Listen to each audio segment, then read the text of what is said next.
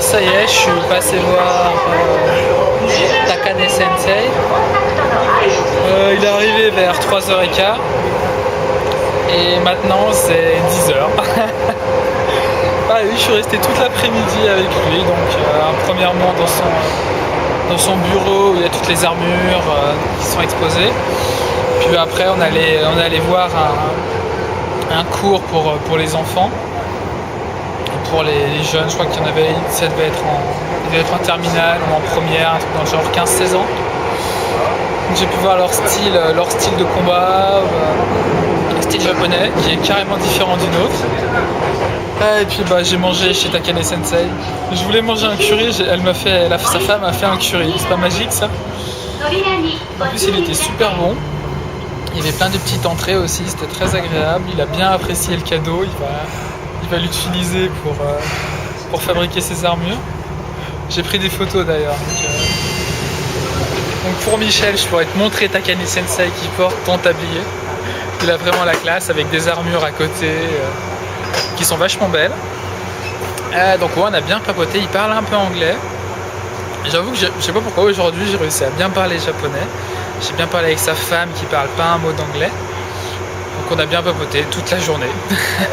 Pendant 7 heures, on a papoté toute la journée.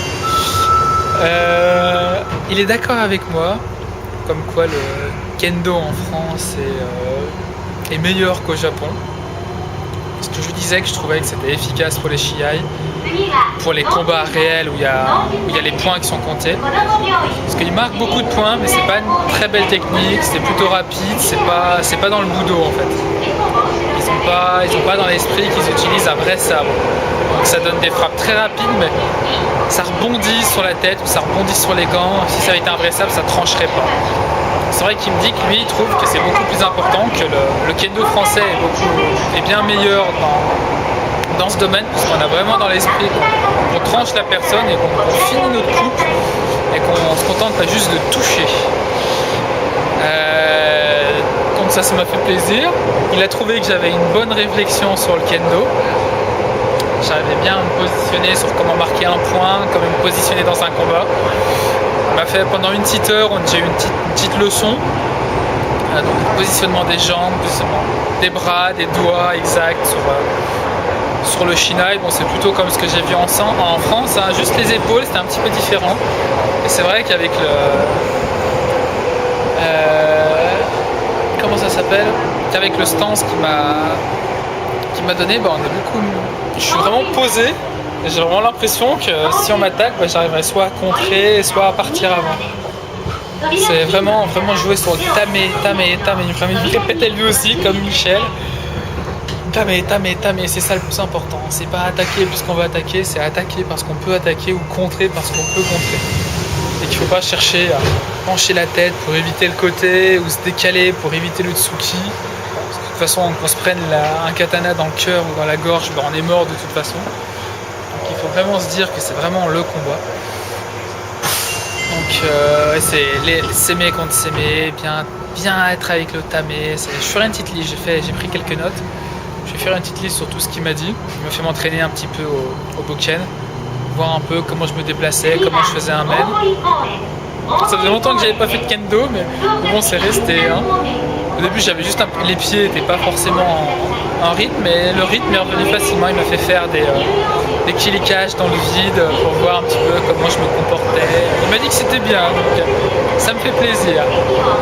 J'aurais bien voulu m'entraîner un peu avec les plus jeunes.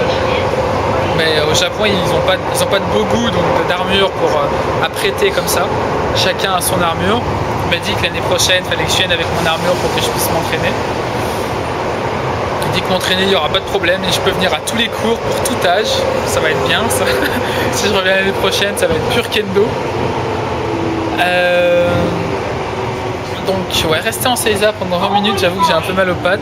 Mais bon, j'ai parlé avec un 7e dan, un professeur.